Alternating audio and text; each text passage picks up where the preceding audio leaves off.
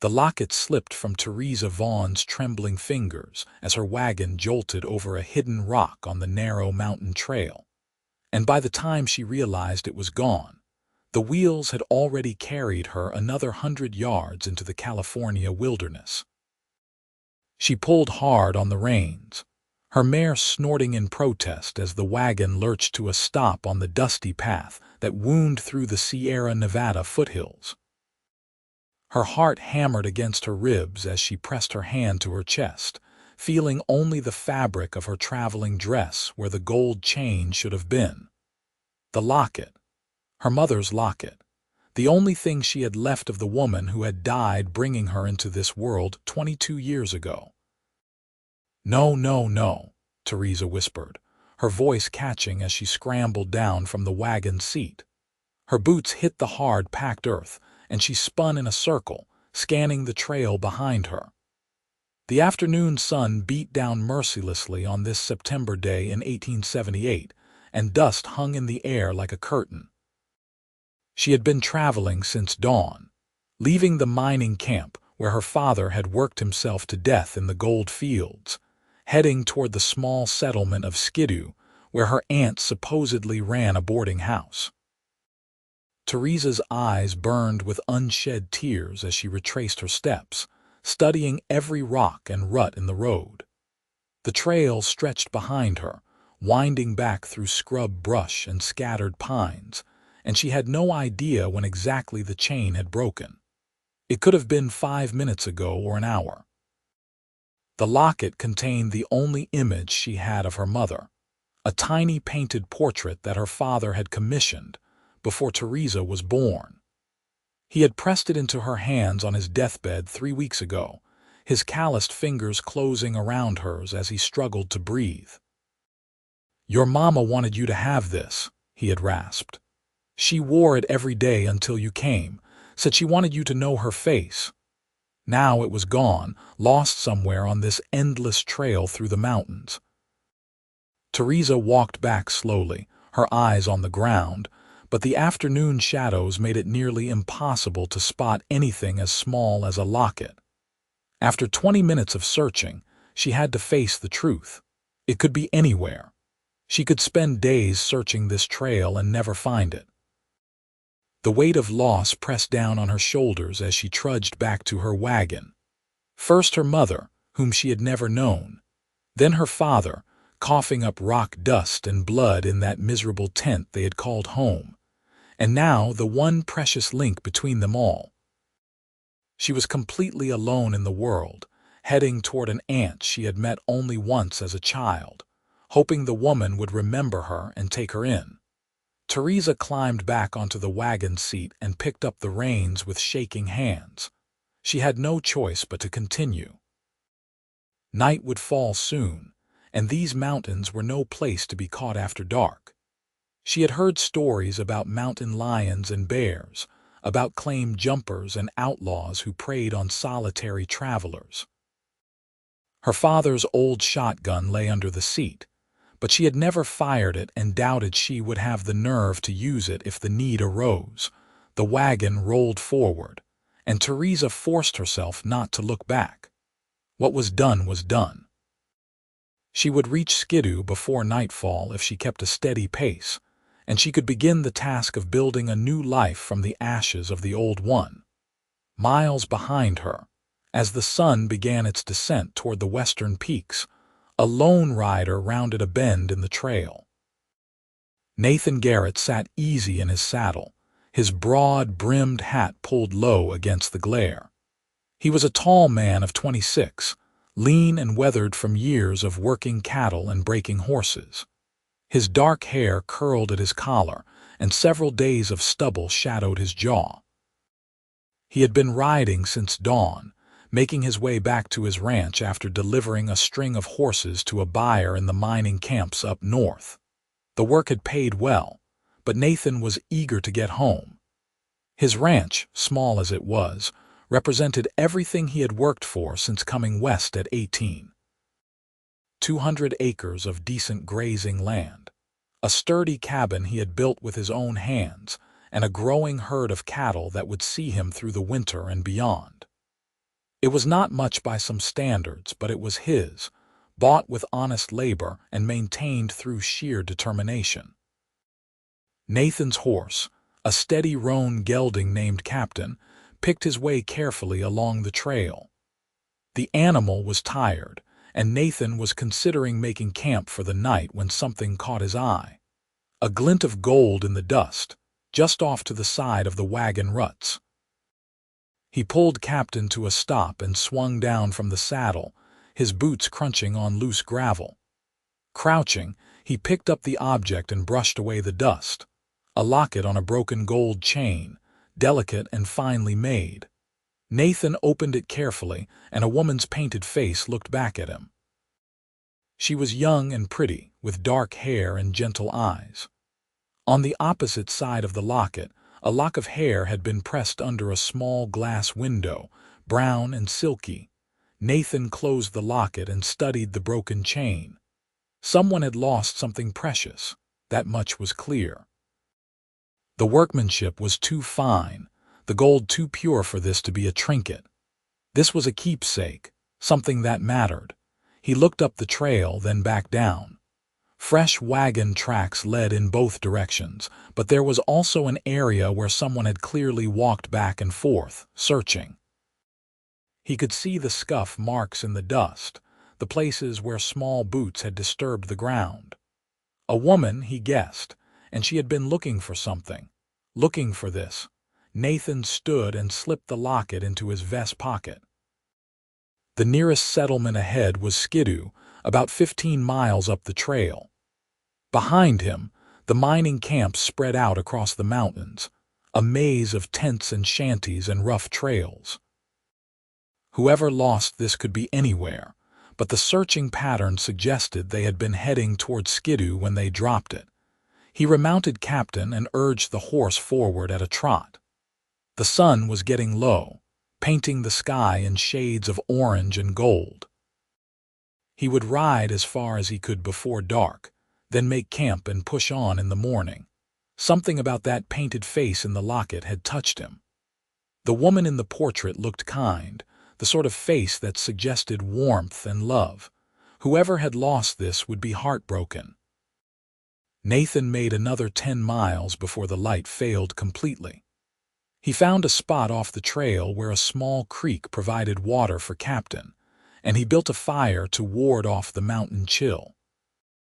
As he ate a cold supper of jerky and hard biscuit, he took out the locket again and studied it in the firelight. The woman in the portrait wore a high-collared dress of a style that was already old-fashioned. This was not a recent painting. Nathan guessed it was at least 20 years old, maybe more, which meant the woman who lost it was not the same woman in the picture. A daughter, perhaps, or a granddaughter. He thought about his own mother, buried back in Missouri on the farm where he had grown up. She had died when he was 15, and he still missed her with an ache that time had not fully healed. If he had a portrait of her, something to hold and look at, he would guard it with his life. He understood what it meant to lose a mother, and he understood what this locket would mean to whoever had lost it. Nathan tucked the locket back into his vest pocket and stretched out in his bedroll. Captain grazed nearby, hobbled but content. The fire crackled softly, and somewhere in the distance, a coyote howled. Nathan closed his eyes, but sleep was slow in coming. Tomorrow he would reach Skidoo and ask around. Surely someone would have noticed a lone woman arriving in town, looking distraught and asking about a lost locket. In Skidoo, Theresa Vaughn lay awake in a narrow bed in her aunt's boarding house, staring at the ceiling. She had arrived just after dark, exhausted and dusty, to find her Aunt Margaret exactly as she remembered her. A brisk, practical woman who wasted no time on sentimentality, but who had taken Theresa in without question. "You will earn your keep," Margaret had said, showing Theresa to a small room under the eaves. "I need help with the cooking and cleaning. The miners pay good money for decent meals and clean sheets, and I cannot do it all myself anymore. You work hard, and you will have a roof over your head and 3 meals a day." Theresa had agreed gratefully. She had no money and no prospects. Working in her aunt's boarding house was better than many alternatives available to a young woman alone in this rough country. But now, lying in the darkness, all she could think about was the locket. She had not told her aunt about losing it, could not bear to put the loss into words. It hurt too much, felt too raw. Instead, she had eaten a quick supper and gone straight to bed, claiming exhaustion from the journey. Tears slipped down her temples and into her hair. She felt utterly adrift, as if she had lost her anchor. The locket had been her connection to parents she had barely known, proof that she had come from somewhere, that someone had loved her. Now it was gone, lying in the dust somewhere on that endless trail, and she would never see it again. Theresa pressed her fist against her mouth to stifle a sob. She could not afford to fall apart. Tomorrow she would begin work, and she needed to be strong. Her parents were gone, and the locket was gone, and she had to accept that and move forward. That was what survival in this hard country demanded. But acceptance did not come easily, and it was nearly dawn before Theresa finally cried herself into an exhausted sleep. Nathan rode into Skidoo just before noon the next day. The settlement was larger than he had expected, a real town rather than just a mining camp. False-fronted buildings lined a main street that was thick with dust and traffic. Freight wagons rumbled past, and men on horseback wove between pedestrians. Nathan spotted a general store, a saloon, a blacksmith, and several boarding houses. He tied Captain to a hitching rail outside the general store and stretched, his back stiff from hours in the saddle. The store seemed like a good place to start. Storekeepers knew everything that happened in a town. Inside, the air was cooler and smelled of coffee and leather and dried goods. A middle-aged man stood behind the counter, measuring out flour for a customer. Nathan waited until the transaction was complete, then approached. "Afternoon," Nathan said, touching the brim of his hat. "I am hoping you can help me. I found something on the trail yesterday and I am trying to locate the owner." The storekeeper looked interested. "What did you find?" Nathan pulled out the locket and laid it on the counter. "This, about 15 miles south of here. Thought whoever lost it might have been heading this way." The storekeeper picked up the locket and examined it, then shook his head. "Have not seen anyone asking about a lost locket.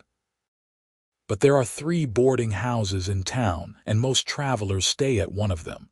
You could try asking there." Nathan thanked him and headed back outside. He tried the first boarding house, a ramshackle place near the saloon, with no luck. The second was more promising. The landlady, a stern woman named Margaret, frowned when he showed her the locket. "My niece arrived last night," she said slowly. "She seemed upset about something, but she did not say what. Let me fetch her." Nathan waited in the parlor, his hat in his hands. He heard footsteps on the stairs, and then a young woman appeared in the doorway. Theresa froze when she saw the locket in Nathan's outstretched hand. Her face went white, then red, and her hand flew to her throat. "My locket," she whispered. "You found my locket." Nathan felt his breath catch. He had not expected this. The woman standing before him was beautiful, with dark hair pulled back in a simple bun and gray eyes that were wide with shock. She looked fragile and strong at the same time, as if life had tested her but not broken her. "I found it yesterday afternoon," Nathan said, his voice gentler than he had intended. "On the trail about 15 miles south. I thought I should try to return it." Theresa crossed the room in 3 quick steps and took the locket from his hand, cradling it as if it were made of glass. "I thought it was gone forever," she said, her voice shaking. "I searched and searched, but I could not find it. I thought I would never see it again." "The chain is broken," Nathan said, "but a jeweler could fix that easily enough." Theresa looked up at him, and Nathan saw tears shining in her eyes. "You rode all this way just to return it." "It seemed important," Nathan said simply. "I figured whoever lost it would want it back." "It was my mother's," Theresa said softly. "She died when I was born. This is the only picture I have of her. It is the only thing I have left of either of my parents now." Nathan felt something shift in his chest. "I am sorry for your loss." "Thank you," Theresa said. "And thank you for bringing this back to me. I do not know how to repay you for your kindness." "No repayment needed," Nathan said. He should leave now, should tip his hat and walk out the door and ride home to his ranch. But he found himself rooted to the spot, unable to look away from those gray eyes. Margaret cleared her throat from the doorway. "Theresa, we have work to do. Say goodbye to this gentleman so we can get on with the day." Theresa looked torn, as if there were more she wanted to say. "What is your name?" she asked Nathan. "I should at least know the name of the man who rode 40 miles out of his way to return my mother's locket." "Nathan Garrett," he said. "I have a ranch about 25 miles west of here." "Theresa Vaughn," she replied. "I will never forget what you did for me, Nathan Garrett." Nathan nodded and turned to leave, but Margaret stopped him. "You will stay for lunch, Mr. Garrett. It is the least we can do to thank you properly. Theresa and I were just about to start cooking for the boarders, but we can set an extra plate." Nathan knew he should decline, should get back on the trail while there was still plenty of daylight left. But something in Theresa's hopeful expression made him change his mind. "That is very kind of you, madam. I accept." Lunch was a lively affair. The boarding house was full of miners and workers who ate with the single-minded intensity of men who performed hard physical labor all day. Nathan found himself seated next to Theresa, who served the food and kept the platters filled. Every time she passed near him, he caught the faint scent of lavender soap, and every time their eyes met across the table, something warm unfurled in his chest. After the meal, Nathan helped carry dishes to the kitchen, ignoring the raised eyebrows of the other boarders. Theresa washed while he dried, and they worked in companionable silence for a few minutes before Theresa spoke. "Tell me about your ranch," she said. "What is it like living out there alone?" "It is not much yet," Nathan admitted. 200 acres, a cabin, some cattle, but it is mine, and I am building something that will last, something I can be proud of." "That sounds wonderful," Theresa said wistfully. "Having a place of your own, I mean." "I have never really had that. My father and I moved from camp to camp following the mining work, and now I am here, living on my aunt's charity." "Working for your keep is not charity," Nathan said. "Your aunt is lucky to have help."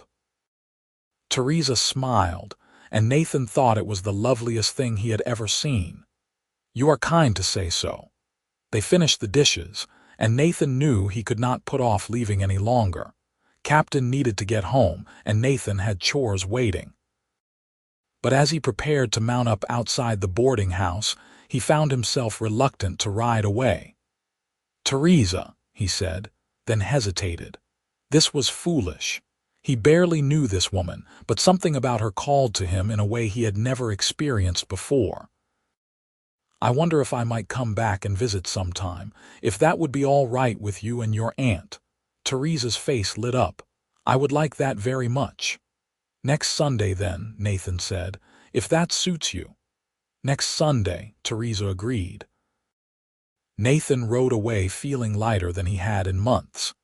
He looked back once and saw Theresa still standing in front of the boarding house, one hand raised in farewell. The locket glinted at her throat, the chain hastily knotted until she could get it properly repaired. The week that followed was the longest of Nathan's life.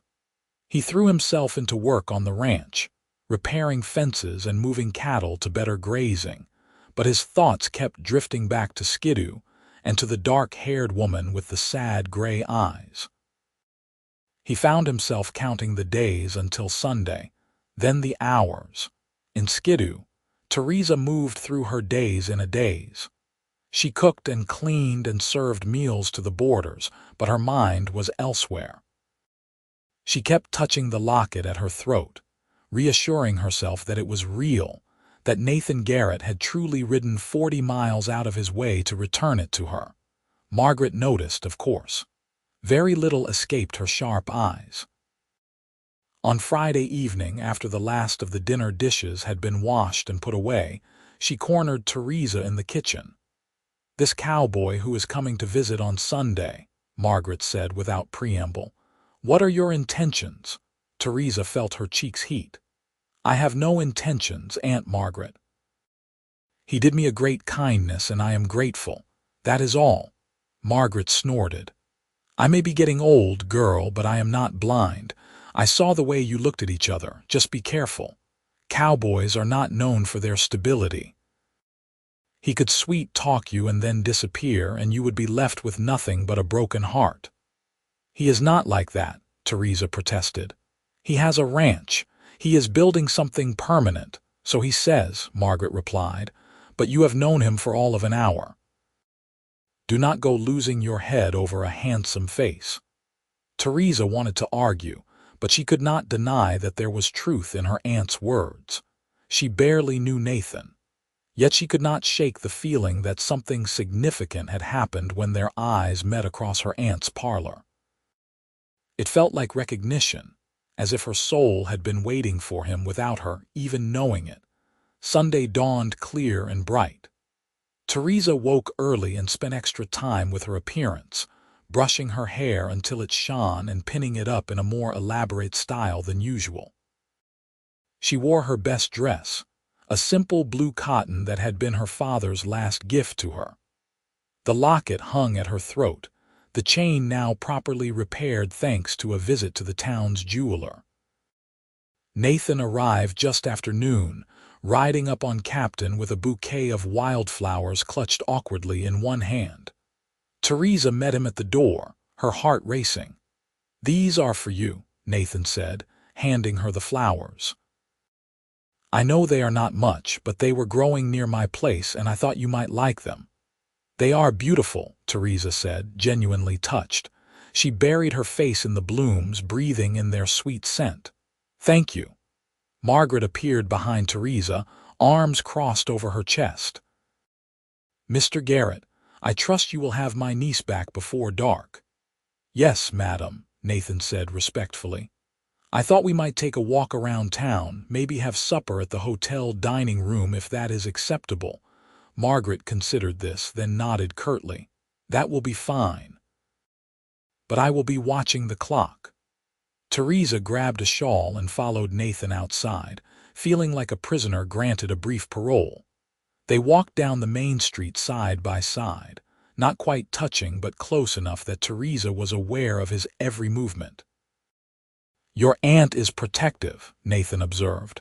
"She has reason to be," Theresa said. "This is rough country and I am alone in the world except for her. She does not want to see me get hurt."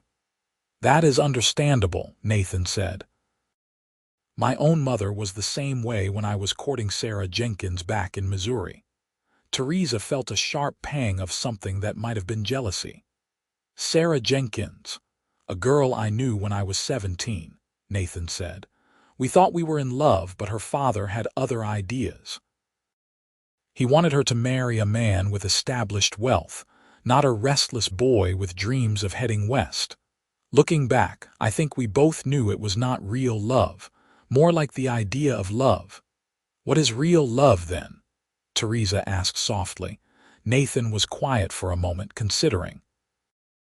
"I think real love is when you look at someone and cannot imagine your life without them in it, when their happiness matters more than your own, when you are willing to ride 40 miles in the hot sun just to see them smile." Theresa's breath caught. Was he saying what she thought he was saying? They had only met a week ago. It was too soon for such feelings. And yet, when she looked at Nathan, she felt something profound and undeniable stirring in her chest. They walked through town, talking about everything and nothing. Nathan told her about his ranch, describing the cabin he had built and his plans for expanding his herd. Theresa told him about her childhood in the mining camps, the hardships and the small joys, the way her father had tried his best to give her a decent life, despite the circumstances. "He must have been a good man," Nathan said. "He was," Theresa agreed. "He worked himself to death trying to strike it rich, but he never stopped loving me. Even at the end, when he could barely speak, he made sure I would be taken care of. He arranged for me to come here to Aunt Margaret." "You miss him," Nathan said. "It was not a question." "Every day," Theresa admitted, "but having the Locket back helps. It makes me feel connected to both of them, my mother and my father, like I am carrying a piece of them with me." Nathan reached out and gently squeezed her hand. The touch was brief but electric, sending warmth racing up Theresa's arm. "I am glad I found it then." They had supper at the hotel dining room, a modest establishment that nonetheless seemed grand to Theresa after years of camp food and boarding house fare. Nathan ordered steak and potatoes, and Theresa chose chicken with vegetables. They ate slowly, savoring both the food and each other's company. "I would like to see you again," Nathan said as they finished their meal, "if you are willing." "I am willing," Theresa said, her heart soaring. "But it is a long ride for you, coming all the way to Skidoo." "I do not mind," Nathan said. "You are worth the ride." They walked back to the boarding house as the sun began to set, painting the sky in shades of pink and gold. At the door, Nathan took both of Theresa's hands in his. "Thank you for today," he said. "I have not enjoyed myself this much in years." "Neither have I," Theresa said. "When will I see you again?" "Next Sunday," Nathan promised. "And every Sunday after that if you will have me." Theresa smiled. "I will have you." Nathan lifted her hand and pressed a gentle kiss to her knuckles. The gesture was old-fashioned and courtly, and it made Theresa's knees weak. Then he mounted Captain and rode away, looking back twice to wave before he disappeared down the street. Margaret was waiting in the parlor when Theresa came inside. "You are glowing like a lantern," she observed. "I suppose the visit went well." "Very well," Theresa admitted. "He is coming back next Sunday," Margaret sighed. "I suppose I cannot stop you." "But please, Theresa, be careful with your heart. I do not want to see you get hurt." "I will be careful," Theresa promised. But even as she said the words, she knew it was already too late. Her heart was no longer her own to guard. It belonged to Nathan Garrett, the cowboy who had ridden 40 miles to return a lost locket. The weeks that followed fell into a pattern. Nathan rode to Skidoo every Sunday without fail, and he and Theresa spent the day together. They walked and talked and shared meals, and with each visit, their connection deepened. Nathan told Theresa about his dreams for the ranch, how he wanted to build a real house someday, one with glass windows and a proper wooden floor. Theresa shared her own dreams, more modest but no less heartfelt. She wanted a home of her own, a place where she belonged, children to love and raise. "I want a family," she confessed one afternoon as they sat by a small creek outside town. "I grew up so alone with just my father and whatever rough men happened to be working near our camp. I want a house full of noise and laughter, children running around, a husband who comes home to me every night." Nathan looked at her intently. "That sounds like a good life." "Do you want children?" Theresa asked, suddenly shy. "Someday," Nathan said. "When I meet the right woman and can provide for a family properly. I would want to give my children everything I did not have growing up: stability, security, a home that cannot be taken away from them." Theresa leaned her head against his shoulder, and Nathan wrapped his arm around her. They sat like that for a long time, watching the water flow past, each lost in thoughts of a possible future. But not everyone in Skidoo was pleased with the developing romance. One of Margaret's boarders, A miner named Jack Holloway had taken a fancy to Theresa. He was a rough man in his 30s, with a mean temper and roaming hands. Theresa had rebuffed his advances several times, and Margaret had warned him to behave or find other lodgings. But Jack was persistent and did not take rejection well. One evening, as Theresa was clearing dishes after supper, Jack cornered her in the kitchen. "You think you are too good for me," he said, his breath heavy with whiskey. "Running around with that cowboy every Sunday. What does he have that I do not have?" "Please step aside, Mr. Holloway," Theresa said as calmly as she could manage. "I have work to do." "I am talking to you," Jack said, grabbing her wrist. "You owe me the courtesy of an answer." "Let go of me," Theresa said, her voice rising. She tried to pull away, but Jack's grip was like iron. "What is going on here?" Margaret appeared in the doorway, her face like thunder. "Jack Holloway, you take your hands off my niece this instant." Jack released Theresa with a shove that sent her stumbling back against the counter. "Your niece is a tease," he said. "She leads men on and then acts like she is too good for them." "Get out," Margaret said coldly. "Pack your things and be gone within the hour. I will not have this behavior under my roof." Jack's face turned an ugly red. "You cannot throw me out. I have paid through the end of the month." "Watch me," Margaret said. "Leave now, or I will fetch the sheriff and have you removed." Jack glared at both women but must have seen that Margaret was serious. He stormed out of the kitchen, and they heard him thundering up the stairs to his room. Margaret turned to Theresa, her expression softening. "Are you all right? Did he hurt you?" "I am fine," Theresa said, though her wrist ached where Jack had grabbed it. "Just shaken." "That man has been trouble since the day he arrived," Margaret said. "I should have sent him packing weeks ago." "Go sit down, child. I will finish the dishes." Theresa sank into a chair, her hands trembling. She rubbed her wrist and felt anger rising to replace the fear. This was exactly the sort of thing she had dealt with her whole life in the mining camps. Men who thought women were property to be claimed, who responded to rejection with violence. When Nathan arrived the following Sunday, Theresa told him what had happened. His jaw tightened and his eyes went hard. "Did he hurt you?" Nathan asked, his voice dangerously quiet. "Just a bruise on my wrist," Theresa said. "But Aunt Margaret threw him out. He is gone now." "If he ever comes near you again, you send word to me immediately," Nathan said. "Do you understand?" Theresa nodded, touched by his protectiveness. "I will, but I hope I never see him again." They tried to enjoy the rest of the day, but the incident with Jack had cast a shadow over things. Nathan was quieter than usual, and Theresa could see him brooding. "What are you thinking about?" she finally asked.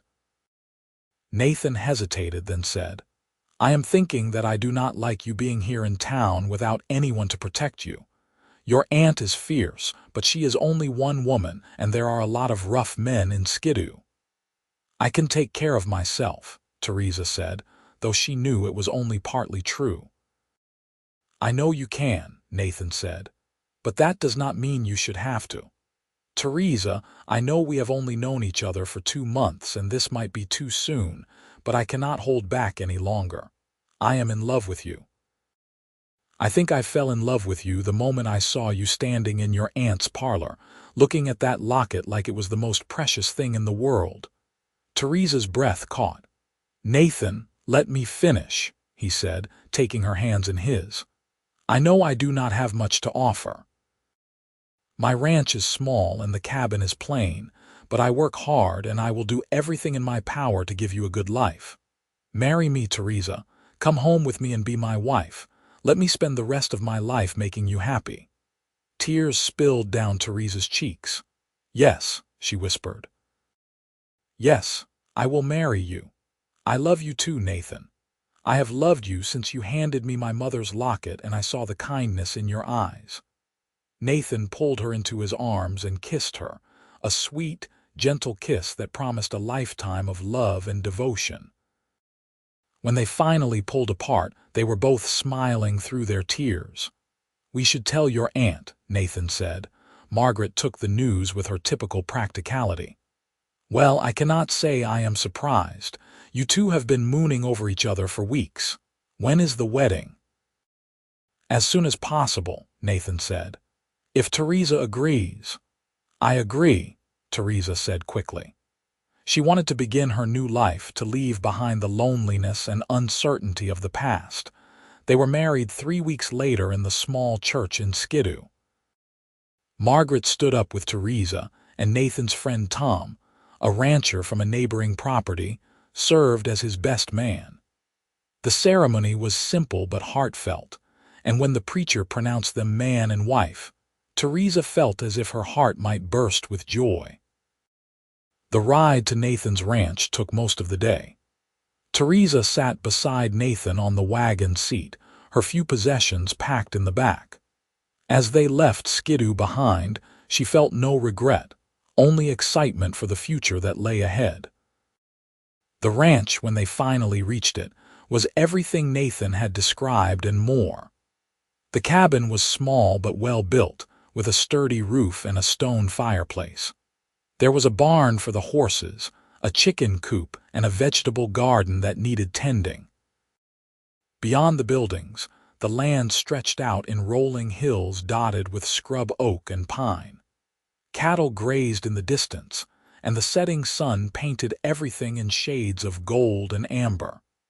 "Welcome home, Mrs. Garrett," Nathan said, lifting Theresa down from the wagon. "It is beautiful," Theresa said, and she meant it. This was hers now, hers and Nathan's. A place to build a life, to raise a family, to finally belong. Nathan carried her over the threshold, and Theresa laughed with pure delight. The interior of the cabin was simple but clean. A bed in one corner, a table and chairs, a cook stove, shelves for supplies. It was small and spare, but Theresa saw its potential. She would make curtains for the windows, put down rugs on the floor, fill the shelves with preserves and dried goods. She would turn this cabin into a home. That night, as they lay together in their marriage bed, Nathan held Theresa close and stroked her hair. "Are you happy?" he asked softly. "Happier than I ever thought possible," Theresa replied. "I was so lost, Nathan. After my father died, I did not know where I belonged or what would become of me. And then you found my locket and brought it back to me, and everything changed. You saved me." "You saved me too," Nathan said. "I did not even know I was lonely until I met you.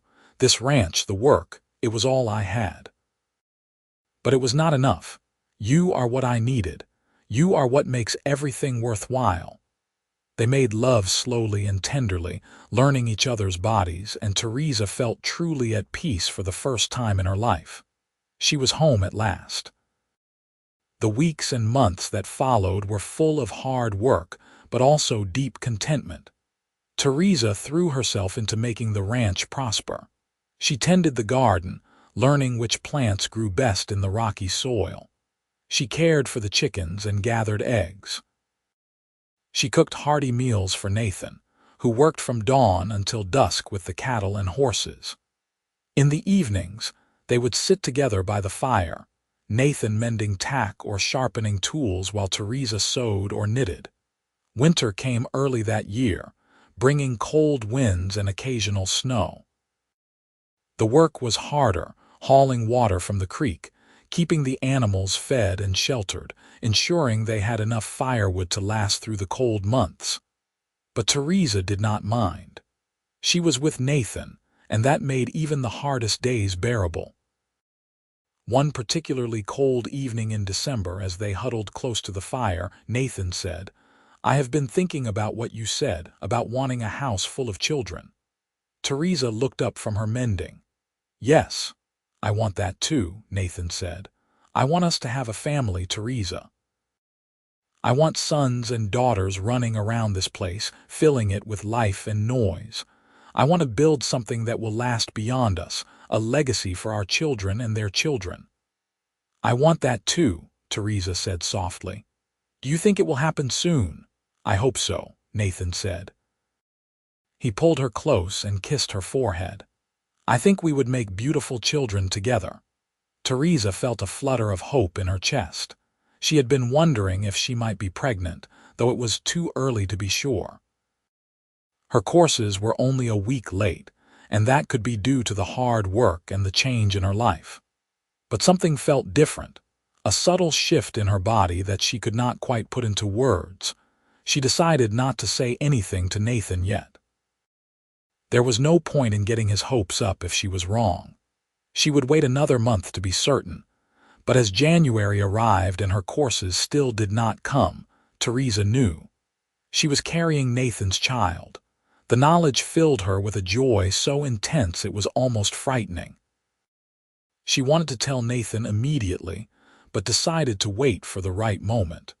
That moment came on a Sunday afternoon when Nathan had taken the day off from work. They rode out together to check on the cattle, and on the way back, they stopped at a spot overlooking the valley. The winter sun was weak but bright, and the air was crisp and clear. Nathan, Theresa said, her heart pounding, I have something to tell you. He turned to her, concern flickering across his face. What is it? Is something wrong? Nothing is wrong, Theresa said quickly. Quite the opposite. I am going to have a baby. We are going to have a baby. Nathan's eyes went wide. A baby? Theresa, are you certain? As certain as I can be, Theresa said. I think it will be born sometime in late summer or early fall. Nathan let out a whoop of joy and swept Theresa into his arms, spinning her around until she was dizzy and laughing. A baby, he kept saying. We are going to have a baby. They rode back to the cabin in a state of euphoria, making plans and dreaming aloud. Nathan became even more protective of Theresa, insisting she not work too hard, that she rest frequently, that she take care of herself. Theresa found his concern endearing but also a bit smothering. I am pregnant, not fragile, she reminded him more than once. Women have been having babies for thousands of years, Nathan. I will be fine. But Nathan would not be swayed. He took on extra chores so Theresa would not have to strain herself, and he constantly worried about her health.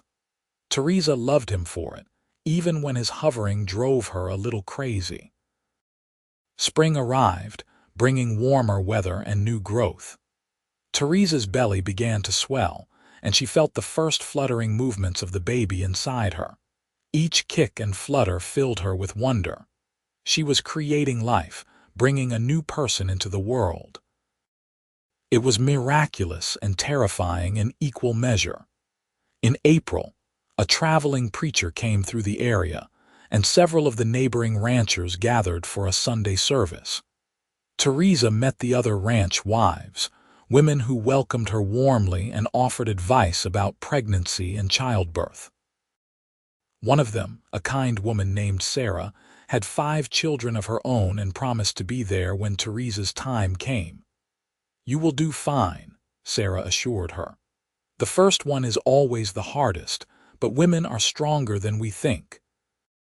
You will get through it, and it will all be worth it when you hold that baby in your arms. Theresa hoped Sarah was right. She had heard stories of women who died in childbirth, and the fear sometimes kept her awake at night. But she tried to stay positive, to focus on the joy that was coming rather than the dangers. Summer arrived in full force, bringing scorching heat. Theresa moved slowly now, her belly enormous, her back aching constantly. She spent much of her time in the cabin, trying to stay cool, while Nathan worked outside. He had hired a young man named Peter to help with the ranch work, and the extra hands were a blessing. In late August, Theresa's pains began. They started as a dull ache in her lower back, then intensified into sharp contractions that took her breath away. Nathan sent Peter to fetch Sarah and the midwife, and then he paced the cabin like a caged animal, looking more terrified than Theresa had ever seen him. I am all right, Theresa kept telling him, though the pains were getting worse. This is normal, Nathan. The baby is coming. Sarah arrived with the midwife, a no-nonsense woman named Agnes who immediately took charge. She shooed Nathan out of the cabin, telling him to make himself useful by boiling water and staying out of the way. The labor lasted through the night and into the next morning. It was harder and more painful than Theresa had imagined, waves of agony that seemed to go on forever. But Sarah held her hand and Agnes coached her through it, and finally, just as the sun was rising, Theresa felt a tremendous pressure and then sudden relief. A baby's cry filled the cabin, high and strong. "It is a boy," Agnes announced, holding up a red-faced, squalling infant. "A healthy boy." Theresa burst into tears of joy and exhaustion as Agnes placed the baby on her chest. He was perfect, tiny and wrinkled and utterly beautiful. She counted his fingers and toes, marveling at his miniature perfection. Nathan was allowed back in then, and he approached the bed with something like awe on his face. "A son," he whispered. "We have a son, Theresa." "What should we name him?" Theresa asked, looking down at the baby who had already fallen asleep against her chest. "What about James?" Nathan suggested. "It was my father's name." "James Garrett," Theresa said, testing the name. "I like it. Hello, James. Welcome to the world, little one." Nathan leaned down and kissed Theresa's forehead, then gently touched the baby's downy head. "Thank you," he said, his voice thick with emotion. "Thank you for giving me a son, for giving me a family."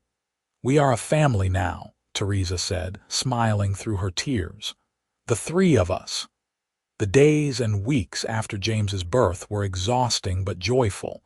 Theresa had never known she could love someone as fiercely as she loved her son. Every coo and gurgle delighted her. Every smile made her heart swell.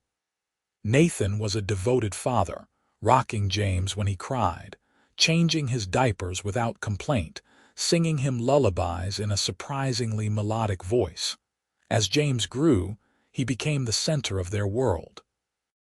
He was a happy baby, quick to smile and laugh, and he had Nathan's dark hair and Theresa's gray eyes. When he took his first steps at 10 months, both parents cheered as if he had accomplished some great feat. When he said his first word, "Mama," Theresa cried with joy. The ranch prospered too. Nathan's hard work was paying off. The cattle herd grew and he sold steers at good prices. He bought more land, expanding their holdings. He talked about building a bigger house, one with separate bedrooms for the children they hoped to have. Children plural, Theresa teased. "You want more than just James. At least 3 or 4, Nathan said with a grin. "You did say you wanted a house full of children." "I did say that," Theresa admitted. "And I meant it. I want James to have brothers and sisters, to never feel alone the way I did growing up." 2 years after James was born, Theresa found herself pregnant again. This time the pregnancy was easier, perhaps because she knew what to expect. She gave birth to a daughter in the spring, a tiny, perfect girl with Nathan's dark eyes and a head full of dark curls. They named her Alina after Theresa's mother. "She would have been so proud," Theresa said, holding the baby and looking at the locket that still hung around her neck. "To see her granddaughter named for her." "I wish she could have met you," Nathan said softly. "And your father too. They would have loved James and Alina." "They are watching over us," Theresa said, believing it with all her heart. "I feel their presence sometimes, their blessing. I think they are happy for us." Alina was a quieter baby than James had been, more serious and observant. She would lie in her cradle and watch everything with wide, solemn eyes. James adored his little sister, constantly wanting to help care for her, to hold her and play with her. The years flowed past in a blur of hard work and domestic happiness. Nathan built the new house, a 2-story structure with 4 bedrooms and a proper parlor. It was not grand by city standards, but it was spacious and solid, a home that would last for generations. Theresa furnished it with care, using money from the sale of cattle to buy furniture and household goods. They had 2 more children, another boy named Thomas and a second daughter named Rose. The house was indeed full of noise and laughter, just as Theresa had dreamed. The children grew up strong and healthy, learning to ride horses and tend cattle, to read and write and do sums. Nathan hired a tutor to come to the ranch 3 times a week, determined that his children would have the education he had never received. On James's 10th birthday, Nathan gave him a calf to raise as his own, the start of the boy's own herd. "When you are grown, you will have something to build on," Nathan told him. "This ranch will be yours someday, son, yours and your brothers and sisters. I want you to be ready for that responsibility." Theresa watched the exchange from the porch, her heart full. This was everything she had ever wanted, everything she had dared to dream of during those lonely years in the mining camps. A home, a family, a husband who loved her with all his heart.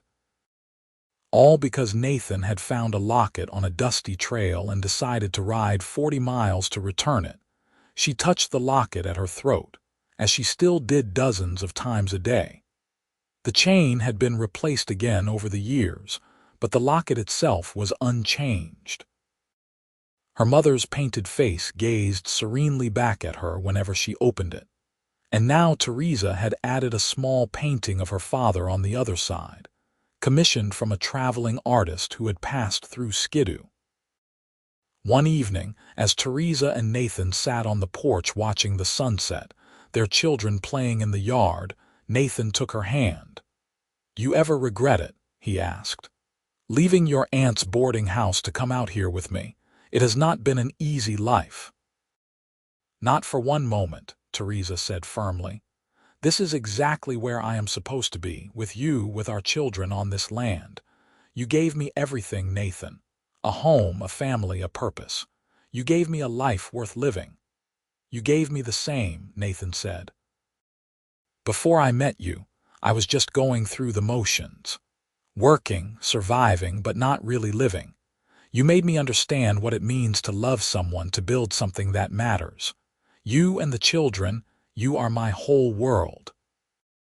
They sat in comfortable silence for a while, holding hands and watching the sky turn from orange to purple to deep blue.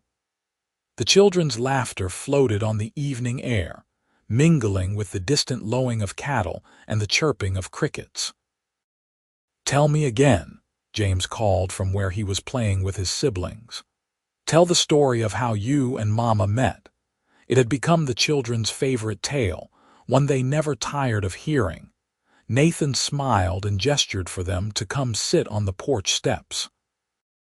"Well," he began, as he had dozens of times before, "it all started when I was riding home from the mining camps and I saw something glinting in the dust. I stopped to look, and it was your Mama's locket, the one she wears around her neck." "The one with Grandma Eleanor in it," Eleanor piped up. She was 8 now, and loved hearing about the grandmother she had been named for. "That is right," Nathan said. "So I knew someone would be missing that locket, and I decided to try to return it. I rode all the way to Skidoo, asking around until I found your Mama at Aunt Margaret's boarding house." "And you fell in love right away," Rose said dreamily.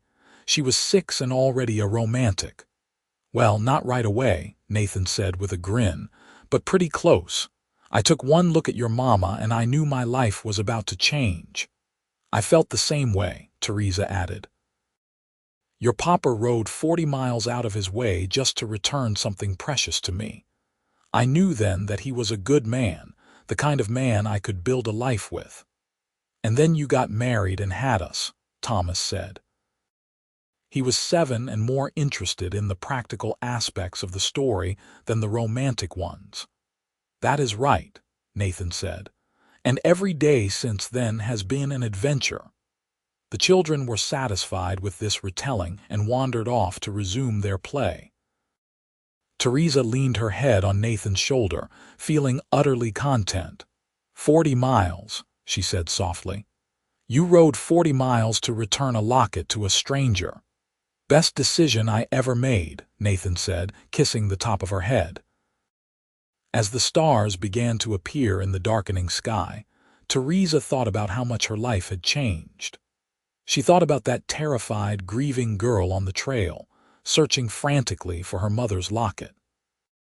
She thought about the crushing weight of loss, the certainty that she was utterly alone in the world.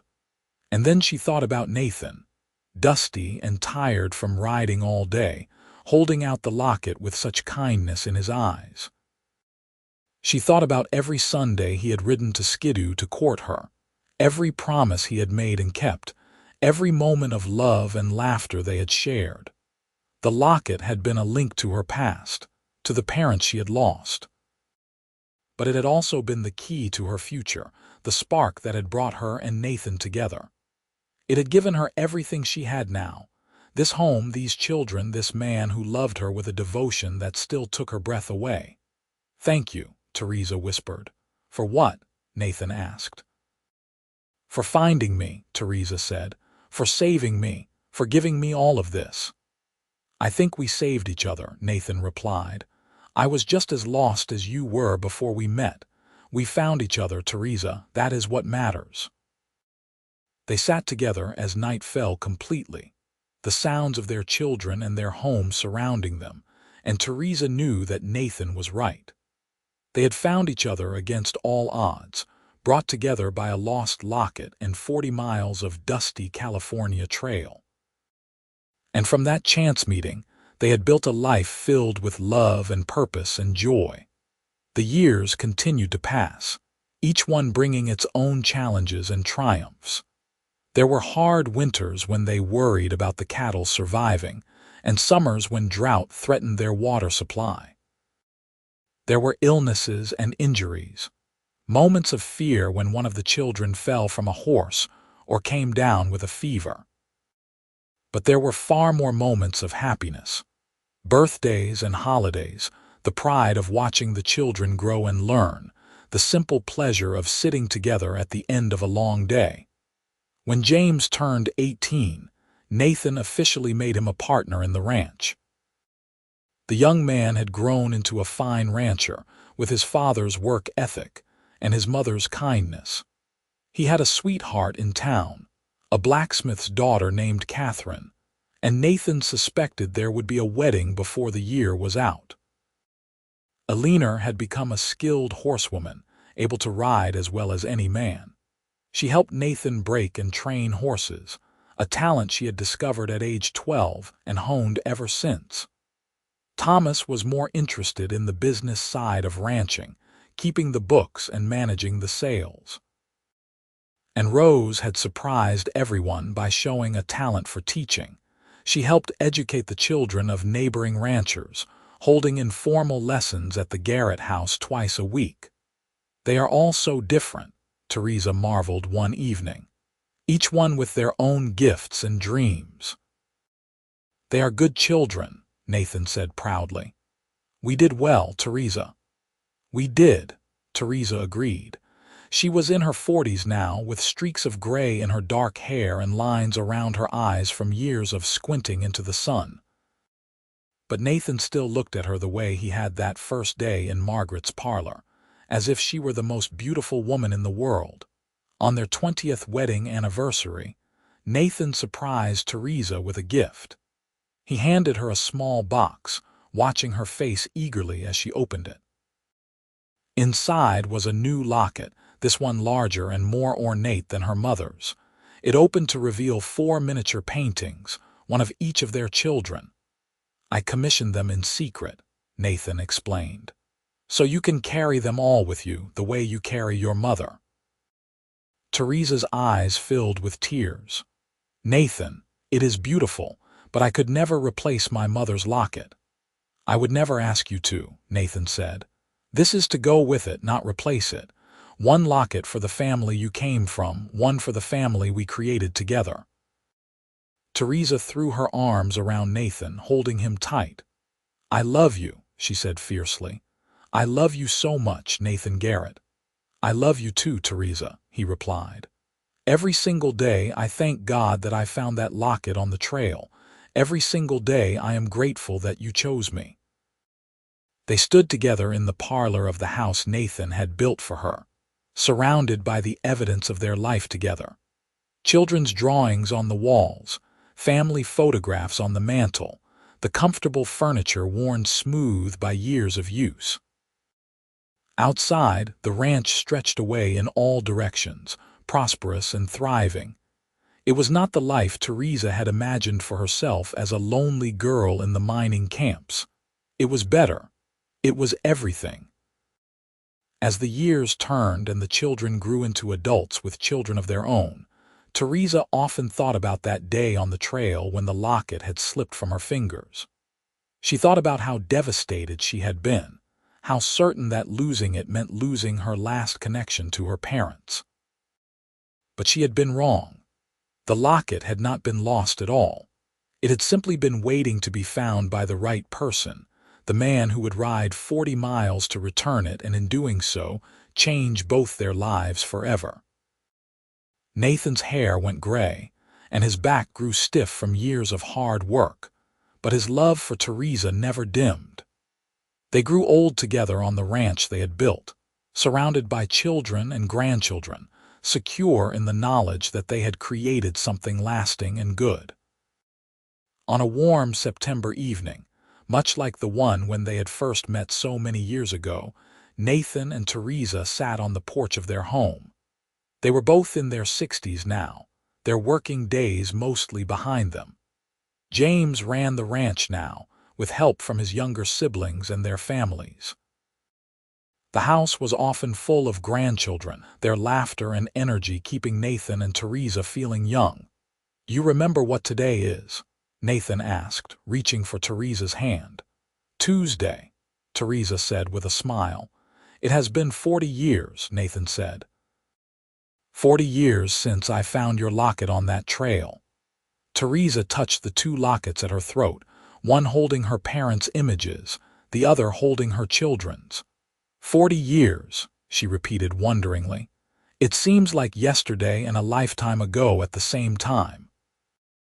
"If I could go back and do it all again, I would not change a single thing," Nathan said. "Well, maybe I would have asked you to marry me sooner.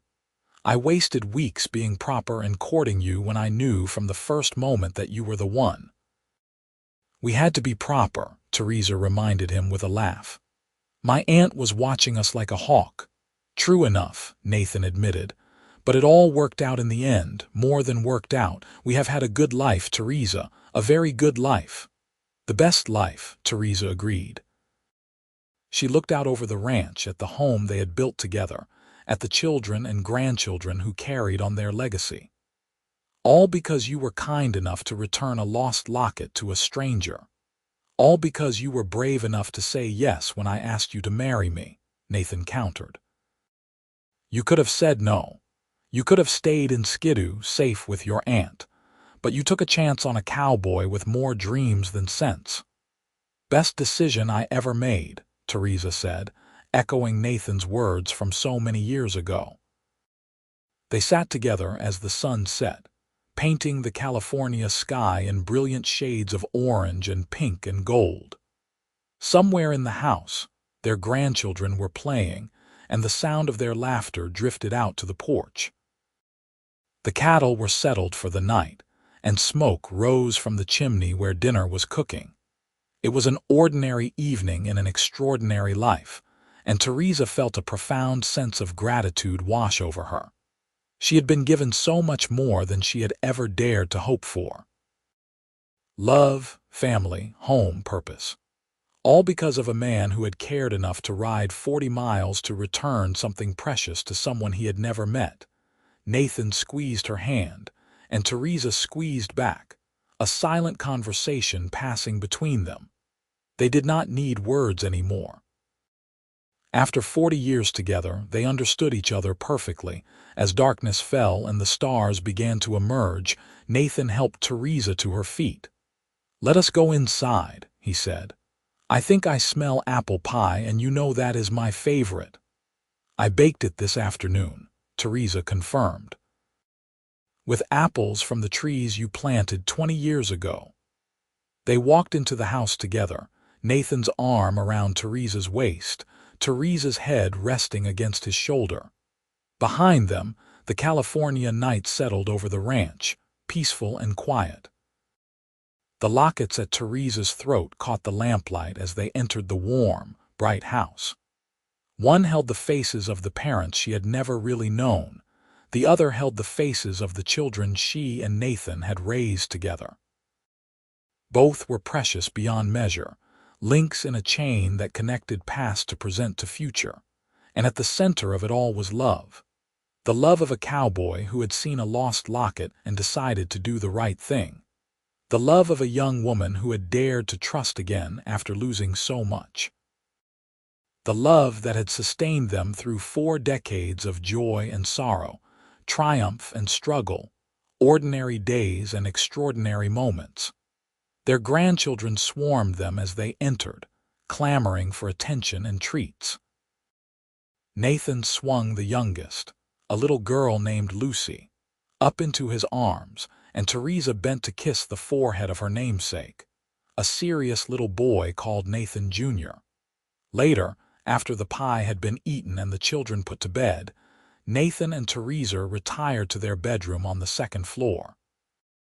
It was a room they had shared for 40 years, a room where children had been conceived and born, where they had comforted each other through grief and celebrated countless joys. As they prepared for bed, Theresa removed the 2 lockets and laid them carefully on her dresser. She looked at them for a long moment, these twin symbols of her life's journey.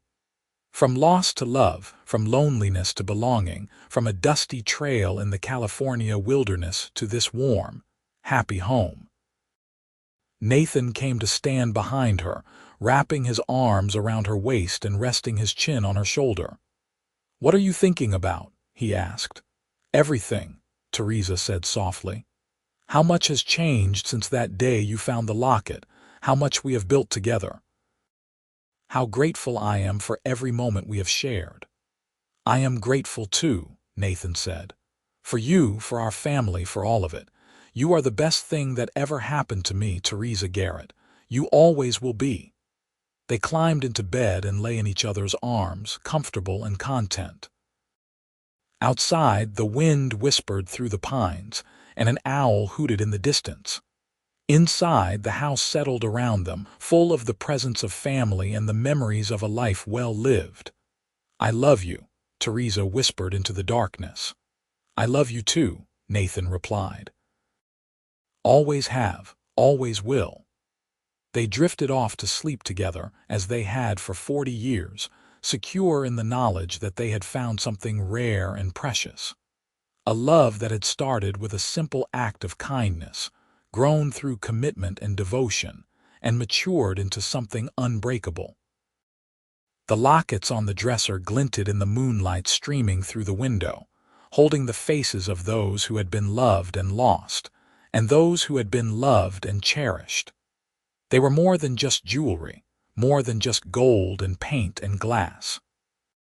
They were symbols of connection, of continuity, of the enduring power of love to transform lives.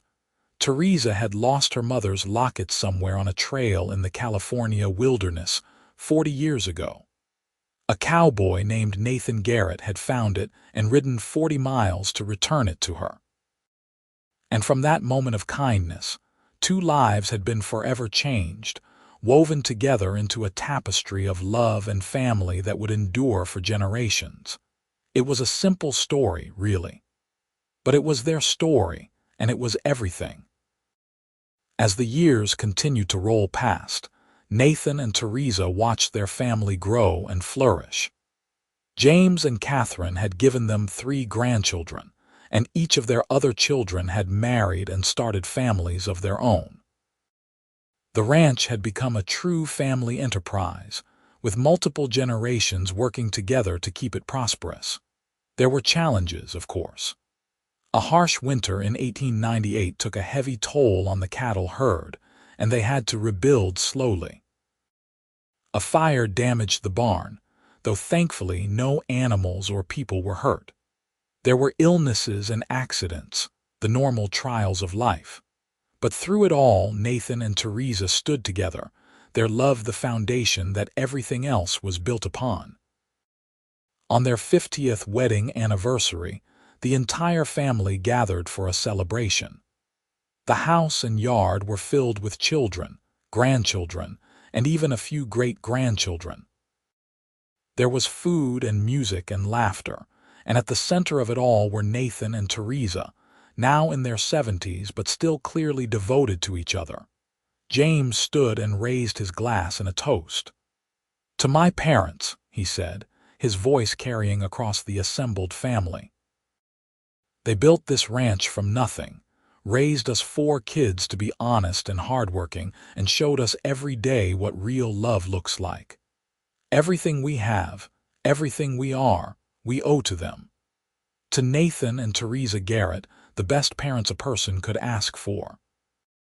"To Nathan and Theresa," the family echoed, raising their glasses. Theresa felt tears streaming down her face, but they were happy tears. She looked around at all these faces, all these lives that existed because she and Nathan had found each other. It was overwhelming and humbling and wonderful all at once. Nathan stood and pulled Theresa to her feet. "I have something to say," he announced. The crowd fell quiet, waiting. "50 years ago I found a locket on a trail," Nathan began. "I did not know whose it was, but I could tell it was important to someone. So I rode 40 miles to Skidoo to try to find the owner. And when I found her, when I looked into Theresa's eyes for the first time, my whole life changed. I fell in love right then and there, though I did not have the words for it yet." He turned to face Theresa, taking both her hands in his. "You have given me 50 years of happiness, Theresa, 50 years of love and laughter, of hard work and sweet rewards. You gave me children and grandchildren, a home and a purpose. You gave me a reason to be better than I was. And I want you to know that if I could do it all over again, I would not change a single moment. Every day with you has been a gift." Theresa could barely see Nathan through her tears. "I love you," she managed to say. "I love you so much, Nathan. You saved my life that day. You gave me everything I had lost and more than I ever dared to dream of. You are my heart, my home, my everything." They kissed while their family applauded and cheered, and Theresa felt as young and giddy as she had on their wedding day 50 years ago. Love, she had learned, did not diminish with age. It deepened and matured, becoming richer and more precious with every passing year.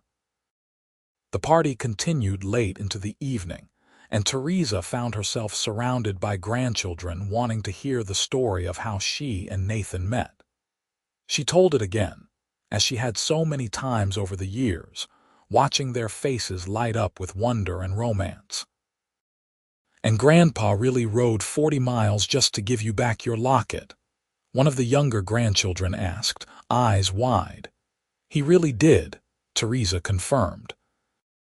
"Even though he did not know me, even though he had never seen me before, he rode all that way because he knew the locket mattered to someone.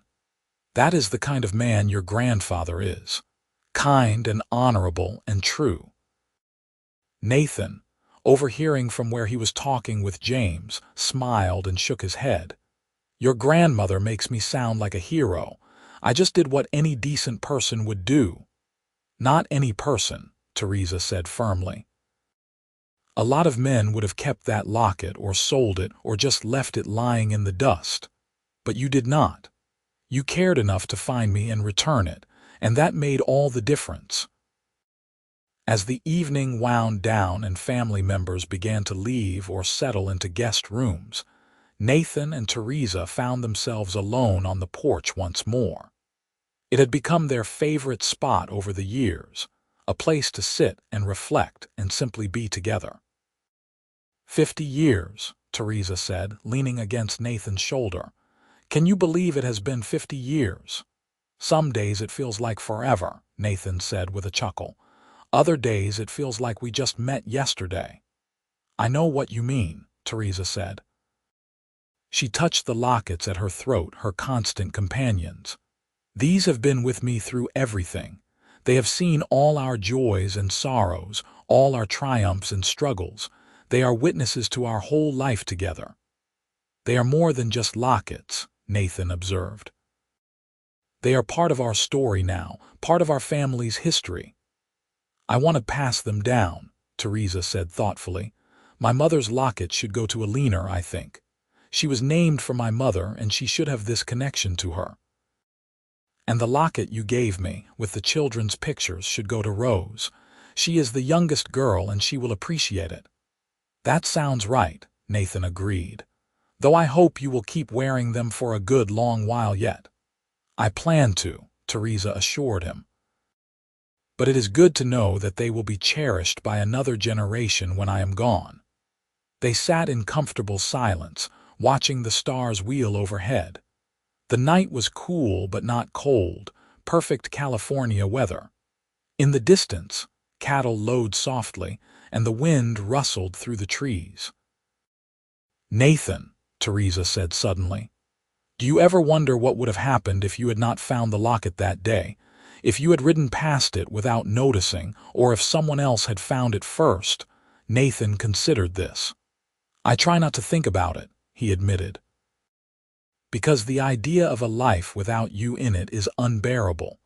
But I suppose we would have gone on with our separate lives. I would have stayed a bachelor rancher, probably, and you would have stayed in Skidoo working for your aunt. We would have missed each other, Theresa said softly. Missed this whole beautiful life we built together. That thought breaks my heart. But it did not happen, Nathan reminded her. I did find the locket, and I did ride to Skidoo, and I did meet you. And here we are, 50 years later, surrounded by family and blessed beyond measure. That is what matters, Theresa, not what might have been, but what is. You are right, Theresa said, smiling. You are always right. Well, maybe not always, Nathan said with a grin, but I am right about this. They remained on the porch until the cold finally drove them inside. As they climbed the stairs to their bedroom, Nathan's arm around Theresa's waist for support, Theresa reflected on the journey they had taken together. From that first meeting in Margaret's boarding house to this night 50 years later, they had weathered everything life threw at them and emerged stronger for it. In their bedroom, Theresa carefully removed the 2 lockets and placed them on her dresser, as she did every night. But tonight she opened both of them, looking at the faces inside. Her mother, young and hopeful in the painting, her father, stern but kind in his photograph, and her children, captured in miniature at various stages of youth. They are all part of us, she said to Nathan. All these people, all these lives connected by love. Nathan came to stand beside her, looking at the lockets. And it all started with you losing this, he said, gently touching her mother's locket. Sometimes I think that locket had a destiny. It needed to be lost so that I could find it. So that we could find each other. I like that idea, Theresa said. That we were meant to be together, that the locket was just the universe's way of making sure we met. Destiny or chance, it does not matter, Nathan said. What matters is that we found each other and we chose to build this life together. Every day, we chose each other. That is what I am most proud of. They settled into bed, and Theresa curled against Nathan's side as she had done for 50 years. His arm came around her automatically, and she felt safe and loved and utterly content. Good night, my love, Nathan murmured, kissing her forehead. Good night, my heart, Theresa replied. They drifted off to sleep together, and in their dreams they were young again, meeting for the first time in a boarding house parlor in Skidoo, a gold locket changing hands and changing lives forever. The years that remained to them were peaceful and full of joy. They watched their grandchildren grow and have children of their own. They saw the ranch continue to prosper under James's capable management. They celebrated anniversaries and birthdays, attended weddings and christenings, and slowly, gently, began to prepare for the end of their own story. Nathan passed away on a sunny morning in the spring of 1930 at the age of 78. He died in his sleep, peaceful and painless, with Theresa holding his hand. One moment he was breathing, and the next he was not, just a quiet slipping away, as gentle as a sigh. Theresa grieved deeply, but not bitterly. They had been given 52 years together, far more than many couples received, and their love would continue through their children and grandchildren and great-grandchildren, an enduring legacy that would outlast them both. At Nathan's funeral, Theresa spoke about how they had met, about a lost locket and a cowboy who rode 40 miles to return it. She spoke about kindness and love, and the extraordinary life that could grow from a single act of compassion. "He was the best man I ever knew," Theresa said, her voice steady despite her tears. "And I was blessed beyond measure to call him my husband, my partner, my dearest friend. I will miss him every day for the rest of my life. But I will not mourn the years we lost. I will celebrate the years we had. And I will carry his love with me until we meet again." Theresa lived for 3 more years after Nathan's death. They were quiet years, spent mostly with family and grandchildren. She delighted in telling stories about Nathan, keeping his memory alive for the younger generations who had not known him well. And every night, she would open both lockets and look at the faces inside, remembering all those she had loved and lost. When Theresa finally passed away in the autumn of 1933, she went peacefully in her sleep, just as Nathan had. She was 77 years old, and she died with a smile on her face, her hand clutched around the 2 lockets at her throat. At her funeral, Eleanor and Rose stood together, holding the lockets their mother had left to them. "She wanted us to have these," Eleanor said, tears streaming down her face, "to remember where we came from and how much we were loved." "They are not just lockets," Rose added. "They are our family's history. The story of how our parents met and fell in love, of how their lives were changed by a simple act of kindness. The lockets were passed down through the generations, from daughter to daughter, granddaughter to granddaughter. And with them went the story of Theresa and Nathan, the woman who lost her mother's locket on a trail and the cowboy who rode 40 miles to return it. It became family legend, told and retold at gatherings and celebrations, a reminder of the power of love and kindness to transform lives. And though Theresa and Nathan were gone, their legacy lived on, in the ranch that still bore the Garrett name, in the descendants who carried their blood and their values, in the story of a locket that had brought 2 souls together and created something beautiful and lasting. It was a love story for the ages, set against the backdrop of the wild California frontier. Simple in its beginnings but profound in its impact, it proved that sometimes the smallest gestures can have the biggest consequences. Sometimes a lost locket can lead to a found life. Sometimes 40 miles is not too far to ride for love. And sometimes, if we are very lucky, we find the person whose soul recognizes ours. The person we were meant to build a life with. The person who makes every struggle worthwhile and every joy twice as sweet. Theresa and Nathan had found that in each other, and their love story would be remembered and cherished for generations to come. The end.